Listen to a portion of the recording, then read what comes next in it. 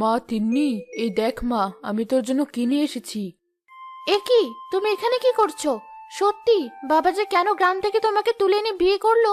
তুমি জানো না কোনো ঘরে অনুমতি ছাড়া ঢুকতে নেই? তিন্নি, তুই এভাবে কেন কথা বলছিস? দেখি চাচি কি এনেছেন আপনি। আমাকে ক্ষমা করে দিও মা, আসলে তিন্নি তো ঠিক কথাই বলেছে। আমি হলাম গ্রামের মেয়ে, শহরের এসব তো আর আমি জানি না। জানলে আমি অনুমতি নিয়ে তবেই ঘরে ঢুকতাম। কি যে বলেন চাচি, ওর কথায় কিছু মনে করবেন না। এই দেখ মা, তোর জন্য কত সুন্দর একটা জামা এনেছি। এটা পরলে তোকে ঠিক পরীর মতো দেখাবে। কই দেখি।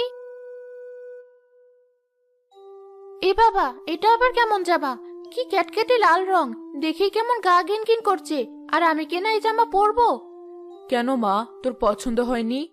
না, হয়নি। এমন ফকিনীদের জামা আমি পরি না। এটা বরং তুমি আমাদের কাজের খালাকে দিয়ে দাও, উনি তার মেয়েকে দেবে। আচ্ছা মা, আমারই ভুল। তুই শহরের মেয়ে, তোর কি আর এসব পছন্দ হবে?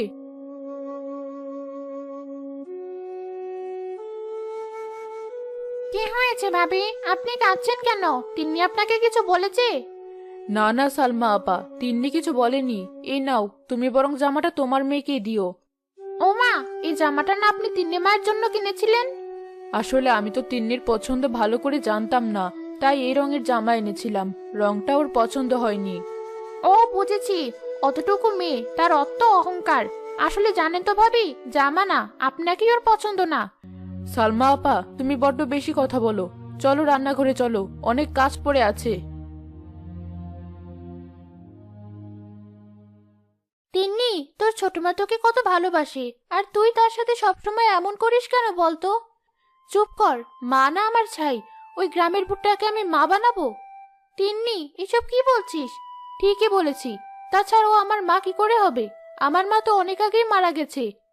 শোন তিন্নি, তুই ভালো করে জানিস চাচা তোকে দেখাশোনা করার জন্যই চাচিকে বিয়ে করে এনেছে। আর চাচি এত ভালোবেসে জামাটা আনলো, তুই এমন আচরণ করলি? এই জামাটা যখন তোর এত পছন্দ হয়েছে, তখন নিজেই জামাটা নিলে পারতি। তাহলে আর আমাকে জ্ঞান দিতে হতো না। যত সব।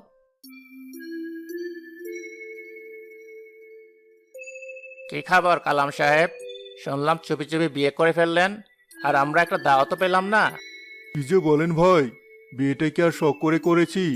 আপনারা তো জানেনই, তিন্নির মাকে আমি এখনো ভুলতে পারিনি। বিয়েটা করেছি শুধুমাত্র মেয়েটাকে দেখাশোনার জন্য।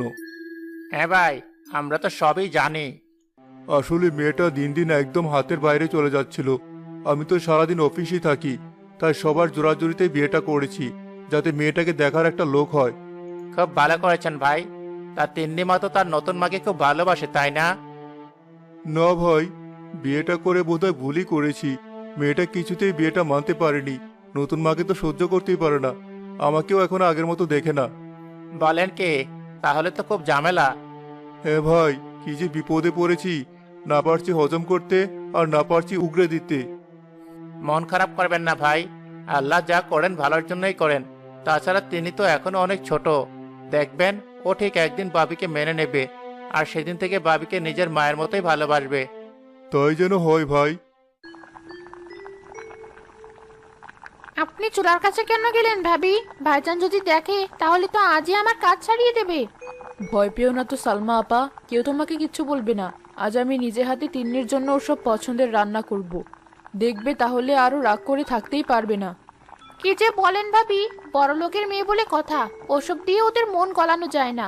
ওদের মনে খালি অহংকার।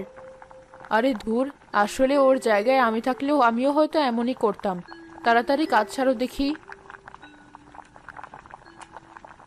আমার জন্য ন্যাকামো করে রান্না করা হচ্ছে, দেখাচ্ছি মজা। আজ খাবার টেবিলে মহিলাকে এমন অপমান করব, তখন বুঝবে ঠেলা। উনি নাকি আমার মা হতে এসেছে, গ্রামের ভূত একটা। কি ব্যাপার, আজ তোমাকে এত খুশি খুশি দেখাচ্ছে যে? আসলে আজ সব রান্না আমি নিজে হাতে করেছি। সে কি, সালমা আসেনি? তুমি শুধু শুধু এত কষ্ট করতে গেলে কেন? আরে না না, সালমা আপা তো অনেক সকালে এসেছে। আসলে আমি নিজে থেকে সব রান্না করলাম, তবু যদি মেয়েটা আমার উপর একটু খুশি হয়। ও বুঝেছি। দাঁড়াও, আমি এক্ষুনি তিন্নিকে ডাকছি। মা তিন্নি, কোথায় মা? একবার এদিকে আয় দেখি। কি কি হয়েছে বাবা, এমন চেঁচাচ্ছ কেন? গ্রামের লোকের সাথে থাকতে থাকতে তুমিও কি ওদের মতো হয়ে গেলে নাকি? কিসব বলছিস? তাছাড়া যতই শহরে থাকি, আমরা তো সবাই সেই গ্রাম থেকে এসেছি। তুই তো জানিস না গ্রামে কত আনন্দ। হয়েছে, আমাকে ওসব জানতেও হবে না। আচ্ছা আচ্ছা, সেসব তোকে শুনতে হবে না। নে, খেয়ে নে দেখি। দাও রেহানা, আমাদেরকেও খেতে দাও। আরে, তুমি দাঁড়িয়ে আছো কেন? তুমিও আমাদের সাথে বসে পড়ো।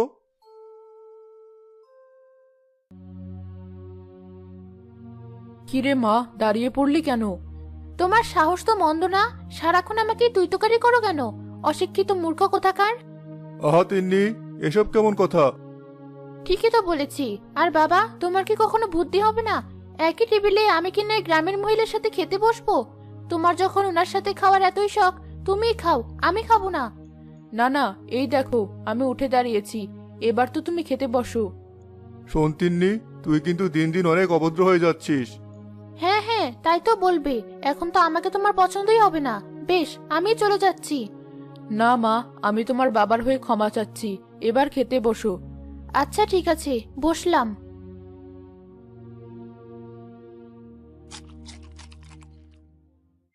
এ কি, এসব কি খাবার?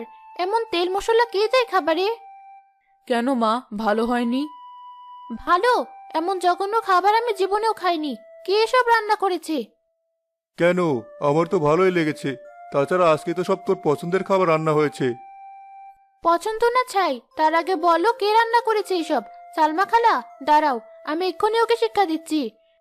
না না, এসব তো আমি করেছি। কি, এসব তুমি রান্না করেছো? তুমি যেমন গৃহবধূ তেমন রান্নাগুলোও। আজ মনে হচ্ছে না খেয়েই থাকতে হবে।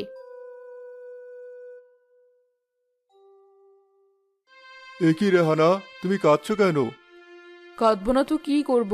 আজ মেয়েটা আমার কারণে খেতে পারলো না। আমি যদি রান্নাটা না করতাম তাহলে অন্তত মেয়েটা খাবার খেতে পারতো। আহা, মন খারাপ করছো কেন? তাছাড়া তুমি তো ওকে খুশি করার জন্য রান্না করেছিলে।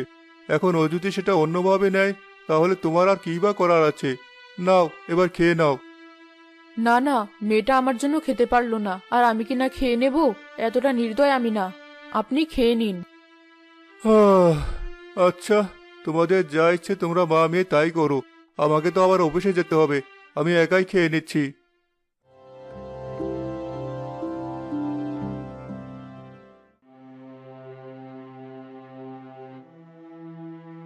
খিদেতে মরে গেলাম।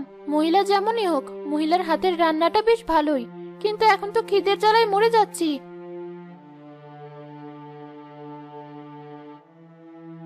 আশেপাশে তো কাউকে দেখতে পাচ্ছি না, মনে হয় সবাই ঘরে চলে গেছে। এই সুযোগে আমি বরং খেয়ে নেই, আগে দেখি কিছু আছে কিনা। আরে, এখানে এভাবে কে খাবার সাজিয়ে রেখেছে? মনে হচ্ছে কারোর জন্য খাবার বেড়ে রেখেছে। হ্যাঁ মা, আমি তো তোমার জন্যই খাবার বেড়ে রেখেছি। আমার জন্য? হ্যাঁ তিন্নি মা, আমি তো জানি না খেয়ে তুমি বেশিক্ষণ থাকতে পারবে না। এসব তোমাকে কে বলেছে? ও বুঝেছি, বাবা বলেছে নিশ্চয়ই। বাবা তো বলবেই, কারণ বাবা আমাকে ভালোবাসে। বাবা তো আমার চিন্তা করবেই। আর তুমি তো ইচ্ছে করে খাবার নষ্ট করেছো, যাতে আমি না খেয়ে অসুস্থ হয়ে পড়ি। না মা, বিশ্বাস করো, আমি ভালোবেসে তোমার জন্য রান্না করেছি, আর আমি নিজে থেকেই খাবারটা বেড়ে রেখেছি। হয়েছে হয়েছে, অত ভালো সাজতে হবে না। আমার বাবাকে আমার থেকে কেড়ে নিয়ে এখন এসেছে ভালো সাজতে। বিশ্বাস করো তিন্নি মা, আমি তোমার বাবাকে কেড়ে নিইনি। তাছাড়া তোমার বাবা তো আমাকে তোমার জন্য এখানে এনেছে। ঢং করো না তো, তোমাদের গ্রামের মেয়েদের আমার খুব চেনা আছে। আর হ্যাঁ, আমার খিদে পেয়েছে বলে খাবারটা নিয়ে যাচ্ছি, তুমি আবার অন্য কিছু ভেবো না।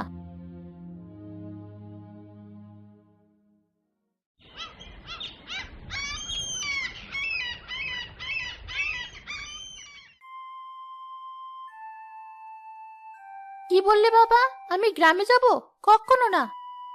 হ্যাঁ মা, আসলে অফিস থেকে ছুটিটা পেলাম। ভাবলাম তুই তো কখনো গ্রাম দেখিসনি, তাই তোর ছোট মা বললো তোকে তাদের গ্রামে নিয়ে যাবে। খবরদার বাবা, ওই মহিলাকে বারবার আমার ছোট মা বলবে না। আমার মা হওয়ার ওর কোনো যোগ্যতা নেই। তিন্নি তো ঠিক কথাই বলেছে। ওর মতো এত সুন্দর শিক্ষিত একটা মেয়ের মা হওয়ার যোগ্যতা কি আর আমার আছে? তা এতই যখন বোঝো, তাহলে এই বাড়ি থেকে চলে গেলেই তো পারো। তিন্নি, চুপ কর বলছি। ওকে এভাবে বলছেন কেন? তিন্নি যদি না যেতে চায় তাহলে থাক। না না, থাকবে কেন? আমি যখন বলেছি ওকে গ্রামে যেতেই হবে, এটাই আমার শেষ কথা। আর শোন তিন্নি, কাল থেকে আমার ছুটি শুরু, তাই গোছগাছ করে রাখবি। তোর ভাল লাগে না, সব হয়েছে তোমার জন্য। এতদিন শুনেছি সৎ মা অনেক খারাপ হয়, আজ সেটা চোখেও দেখলাম। না না তিন্নি, তুমি আমায় ভুল বুঝছো। আমি তোমাকে সৎ মেয়ে না, নিজের মেয়ের মতোই ভালোবাসি। ঢং করো না। আল্লাহ তো কবেই আমার মাকে আমার থেকে কেড়ে নিয়েছে, আর এখন তুমিও আমার থেকে আমার বাবাকে কেড়ে নিলে। ছি ছি তিন্নি মা, এ তুমি কি বলছো? ঠিকই বলেছি, এখন দূর হও তো আমার সামনে থেকে।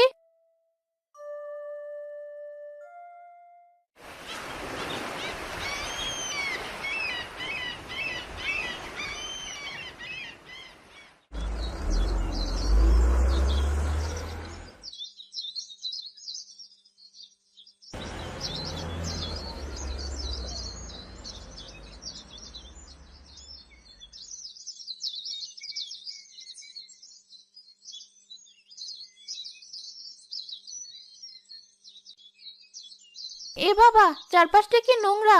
তুমি যে কেন আমাকে এখানে নিয়ে এলে বাবা? কেন মা? আমার তো খুব ভালোই লাগছে, চারপাশে সবুজ আর সবুজ, দেখেও কেমন শান্তি হচ্ছে। ওই তো আমাদের বাড়ি। চলো মা তিন্নি, আমার সাথে চলো। খবরদার আমার হাত ধরবি না। আর কি বললে? ওই মাটির ঘরটা তোমাদের? ছি ছি, আমি ওই ঘরে থাকবো? হ্যাঁ, থাকবি। আর শোন তিন্নি, যে দুদিন আমরা এখানে থাকবো, কারোর সাথে খারাপ ব্যবহার করবি না, তাহলে কিন্তু। তাহলে কি বাবা, বলো, আমিও শুনতে চাই। তুমি আর কি শেখানো বলি বলতে চাও? এই যে দিদি ভাই, তোমরা চলে এসেছো। আয় মা, আসুন জামাই, ভেতরে আসুন। কি বললেন? আমি আপনার কিসের দিদি ভাই? শুনুন, ওই নামে আমাকে শুধু আমার নিজের নানু ভাই ডাকে। খবরদার আপনি আমাকে ওই নামে রাখবেন না। তিন্নি, এসব কি কথা? ওর কথা আপনি কিছু মনে করবেন না বাবা, আসলে খুব আদরের মেয়ে তো। তাছাড়া মাকে হারিয়ে এখনো ওর মন শান্ত হয়নি। না না বাবা, ওর কথায় আমি কিছু মনে করিনি। আসুন, ভেতরে আসুন। আর হ্যাঁ বাবা, আপনি আমাকে তুমি করেই বলবেন, শত হলেও আমি আপনার অনেক ছোট। আচ্ছা বাবা, তাই ডাকবো। সত্যি তোমার মতো জামাই পেয়ে আমি ধন্য।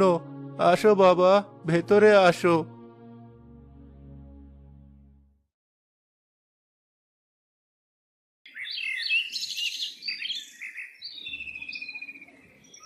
রেহানা, মা রেহানা, কোথায় গেলি মা? আরে চাচি, তুমি এসো, ভেতরে এসো। হ্যাঁ মা, শুনলাম তুই নাকি শহর থেকে নতুন জামাই নিয়ে এসেছিস, তাই দেখতে এলাম। ভালো করেছো চাচি, চলো ঘরে চলো। এই মেয়ে, তুমি কে? রেহানা, এই মেয়েকে তো চিনলাম না। চাচি, ওকে তুমি চিনবে না, ও হচ্ছে আমার একমাত্র মেয়ে, ওর নাম তিন্নি। বলিস কি? এত বড় একটা মেয়ে, আর তুই কিনা ওকে নিজের মেয়ে বলছিস? না না, উনি মিথ্যা কথা বলছে। ওনার মেয়ে হতে আমার বই গেছে। আমার মা তো সে কবেই মরে গেছে। যত সব গৃহপতির দল। এ কি? এই মেয়ে তো দেখছি খুব বেয়াদব। রেহানা, তার মানে যা শুনেছি সব সত্যি কথা? এমন সুন্দর মেয়েকে তোর বাবাকে না অমন করে বিয়ে দিল, যার ঘরে আগে থেকেই এত বড় একটা মেয়ে আছে, শেষে কিনা সৎ মেয়ে নিয়ে তোর সংসার? এসব তুমি কি বলছো চাচি? আল্লাহ আমাকে তো লক্ষ্মী একটা মেয়ে দিয়েছে, তাছাড়া ওই বাড়িতে আমি সুখেই আছি। কি জানি, সৎ মেয়ে নিয়ে প্রথম প্রথম সবাই অমনই বলে, তবে তককে তককে থাকবি। শুনেছি জামাইয়ের নাকি অনেক টাকা, সব নিজের আয়ত্তে রাখবি, নইলে দেখবি ওই মেয়ের যা তেজ, ও একাই সব হাতিয়ে নিবে। ছি ছি চাচি, তোমার মন এত ছোট, অতটুকু মেয়েকে নিয়ে তুমি এসব বলছো? ঠিকই বলেছি, আমার আর কি, যে চেপরে মানুষের ভালো চাইলে যা হয়। আসি, ভালো থাকিস। ঢং দেখে বাঁচি না। আমার থেকে আমার বাবাকে কেড়ে নিয়ে মানুষের কাছে খুব ভালো সাজা হচ্ছে। না, এবার আমাকে একটা মোক্ষম চাল দিতে হবে, যাতে সাপও মরে আর লাঠিও না ভাঙে। এমন কিছু করতে হবে যাতে মহিলার আমাদের সাথে শহরে ফিরতে না পারে। পেয়েছি বুদ্ধি, এবার শুধু কাজে লেগে পড়তে হবে। আরে তিন্নি, ওখানে দাঁড়িয়ে আছিস কেন? এদিকে আয়, দেখ তোর মা কেমন সুন্দর মুড়ি মাখিয়েছে। আয়, সবাই একসাথে বসে মুড়ি খাই। না, ওসব খাবার আমি খাই না, তোমরাই খাও। এটাই সুযোগ, সবাই বারান্দায় বসে মুড়ি খাচ্ছে, এই সুযোগে আমি আমার কাজটা সেরে ফেলি। তিন্নি নিজের গলা থেকে চেইনটা খুলে রেহানার ব্যাগে ভরে রাখবে। আহা, এবার কি করবি? এবার বুঝবে আমার সৎমা হওয়া কত জ্বালা।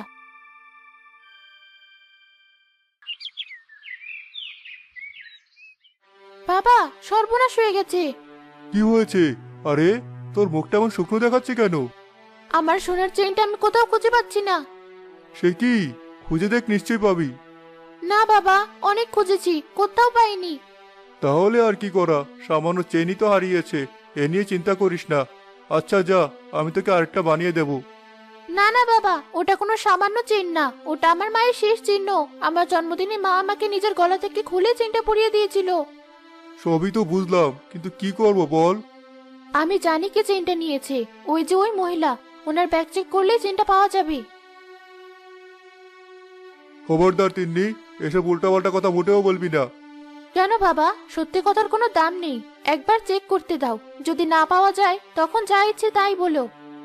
না না দিদি ভাই, তোমার নিশ্চয় ভুল হচ্ছে। আমরা গরিব হতে পারি, তবে চোর না। চুপ করুন, এতই যখন বলছেন তাহলে একবার ব্যাগটা চেক করতে দিন। আচ্ছা মা, তোমার যা ইচ্ছে তুমি তাই করো। এসব কি বলছো রেহানা? ঠিকই বলেছি, এটা যদি ওর মন শান্ত হয় তবে ও তাই করুক।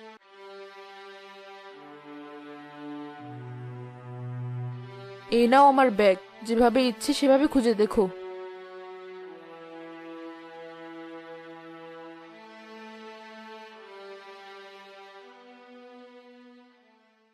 এই দেখো বাবা, আমি বলেছিলাম না, এই মহিলা উপরে যতই নিজেকে ভালো দেখাক না কেন, ভেতরটা মোটেও ভালো না।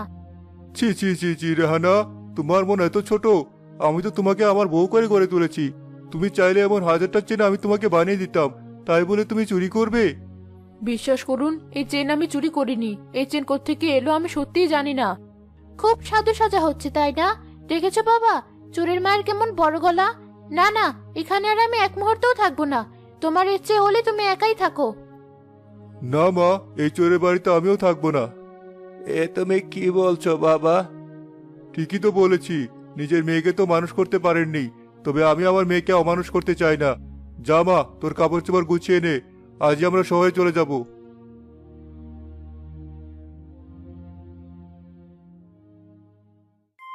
অবশেষে আমি সার্থক, সৎমা হওয়ার শখ হয়েছে, এবার বোঝো ঠেলা।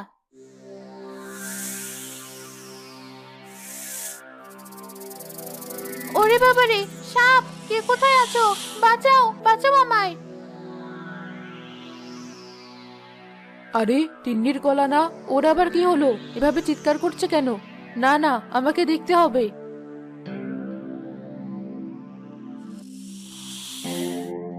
ভয় পেও না তিন্নি, আমি তো আছি, আমি থাকতে তোমার কিচ্ছু হবে না। আরে আরে, ওটাকে ওভাবে ধরে আছো কেন? ওটা তো তোমাকে কামড়ে দেবে। না মা, আমি গ্রামের মেয়ে, এসবে আমাদের অভ্যেস আছে। তাছাড়া আমি থাকতে কেউ তোমার কোনো ক্ষতি করতে পারবে না, হোক সে মানুষ কিংবা কোনো প্রাণী। যাকে আমি বিনা অপরাধে চোর অপবাদ দিয়েছি, আজ সে কিনা আমাকে সাপের হাত থেকে বাঁচালো। আমি অনেক বড় একটা অন্যায় করেছি, এখনো সময় আছে।